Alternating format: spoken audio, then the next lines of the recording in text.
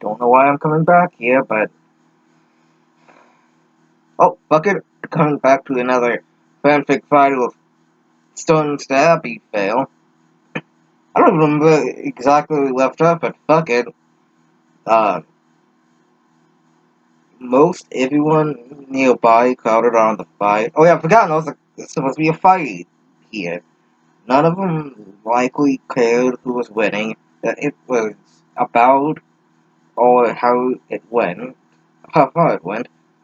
Who all they ever seemed to care to be so concerned for is their own amusement, always excited to see violence without having to pull out the wallet to pay for it. As the sounds of flesh collide fist to cheek and chest, that's word salad, um, quickly followed the howls of from the surrounding students. They would scream, "Oh!" as if it was sincerely delightful to witness creatures like themselves suffer and fail from fall apart before the eyes. Good, you don't need to use the sign for the word and, you just write the letters. Even if I had time to stop, I never really took pleasure in seeing strangers hurt each other. Most all fights, that's not, that's grammatically inaccurate. Most all fights seemed avoidable and were often initiated for a sinister reason. Keep that in mind! I know you could say it's more complicated than that. I would like to think it were as well, but reality trumps the way I wish things would be. There's no sense in fighting it when doing so really helps anyone. Keep that in mind. As I approached my next class, the image of Abby's face illuminated the neon walls of my mind like a projector teasing a theater screen with 3 moments of depth and purpose. Ever since I met her, she had occupied a part of my consciousness whenever I wasn't near. Uh, I missed. Wait, whenever I was. Yeah, I fucking thought the swimming column was a column, but whenever I wasn't near her, I missed her to an unrealistic extent. You could call my longing, my longing instead, especially considering we barely talked. What? He just had a strange effect on me. No one, no doubt, similar to a willful addiction. There are people in life which we pass by on a daily basis, barely aware of their existence. But on an except, especially rare occasion, you can find a person who fills an area inside your little world you didn't even realize needed filling. As I walked up the creaking stairs in my art class trailer, I could see Abby was sitting at her shared desk alone. Same makeup, hairstyle, and general appearance I had thought about repeatedly ever since the last couple of days. Huh? She was drawing pictures on a blue-lined paper, distracting herself from the cold that filled the oddly glowing room. I smiled slightly, trying not to be too obvious, and sat on my chilled metal chair, positioned a few seats to the left and in front of her. Glancing over, I could see she hadn't moved at all. I felt like she didn't even notice me come in. Are we going to get any descriptors? Does she have black hair? Is she a blonde? Well, I don't know how to phrase this, but what's her skin color? I know that's a weird thing to fucking point out in today's political climate, but eye color. What's her facial features?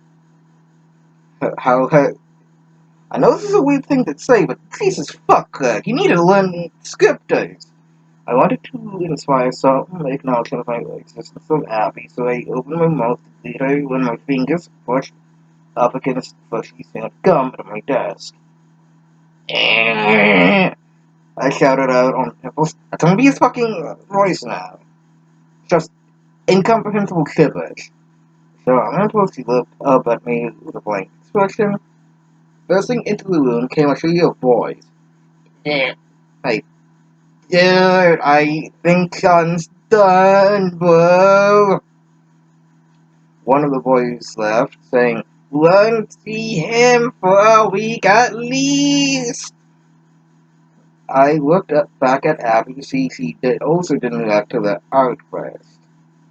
Strangely knowing that her apathy was generalized and impersonal gave me comfort.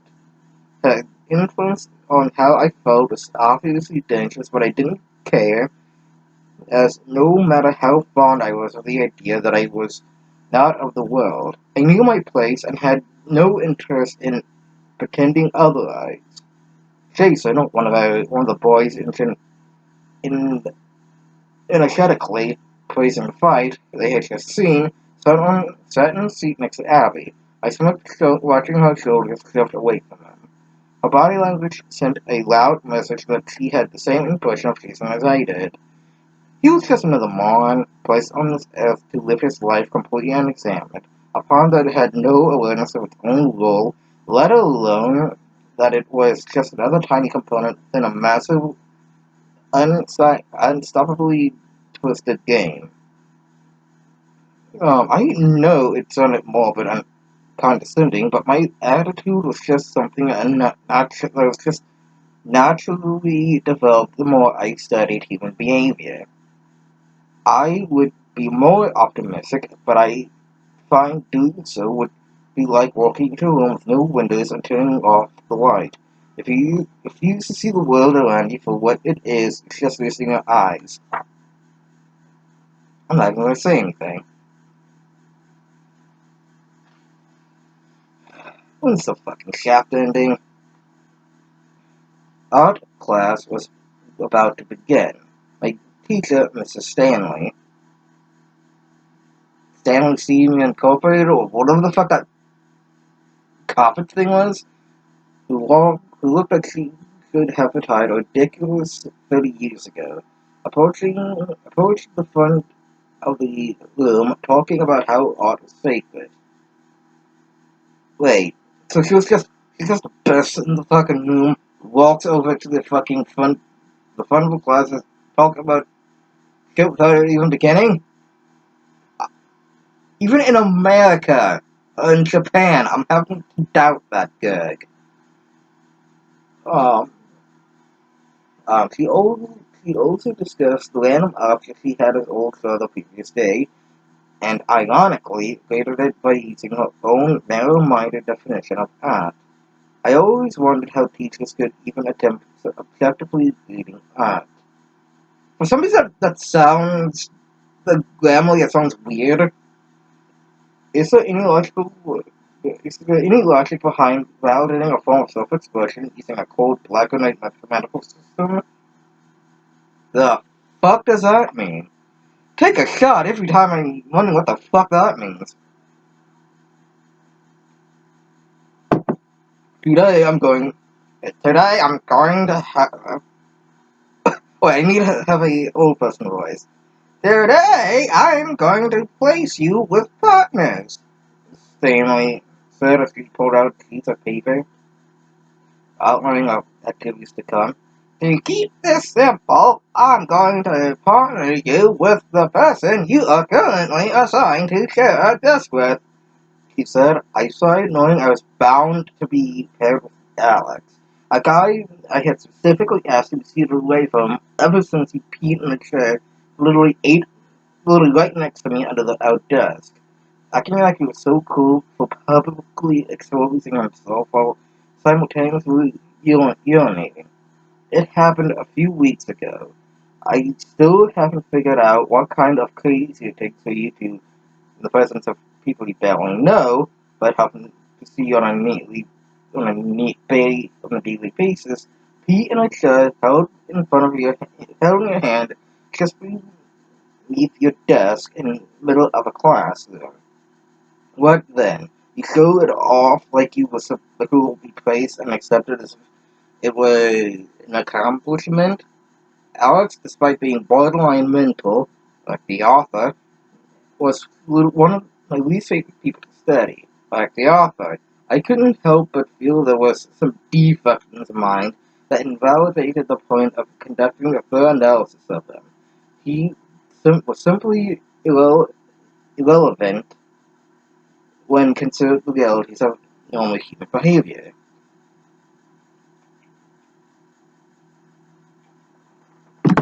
I'm taking a shot every time I have no idea what the fuck's going on. As I was off, on touch of my own mind,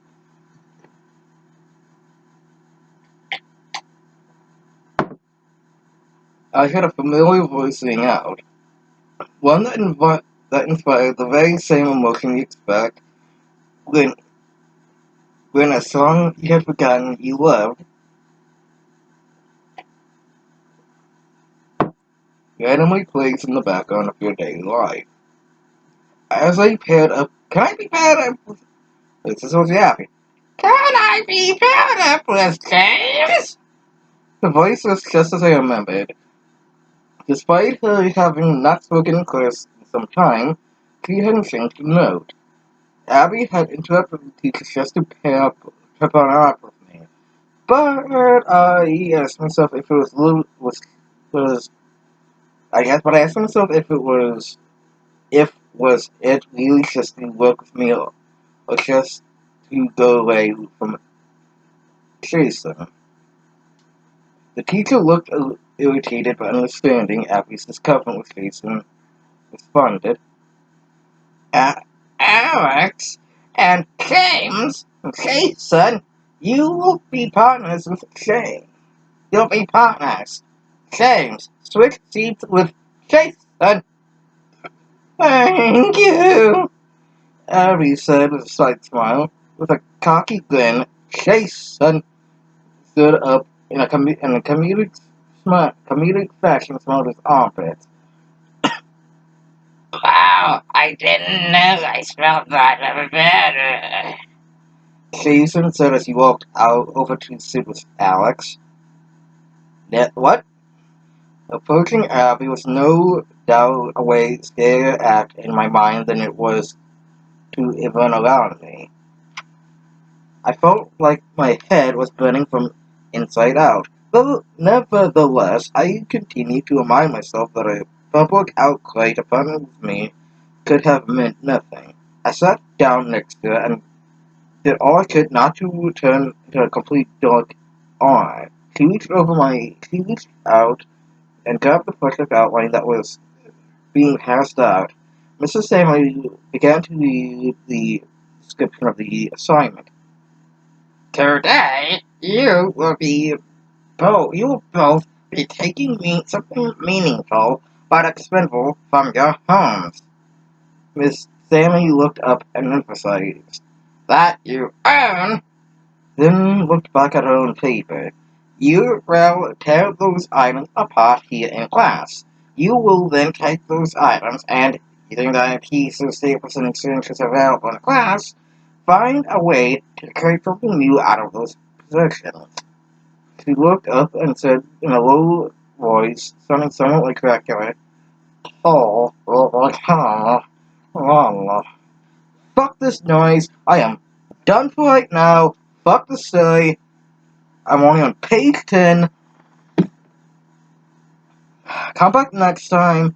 I have no idea what the fuck's happening here. This has been Time King, coming right back at you.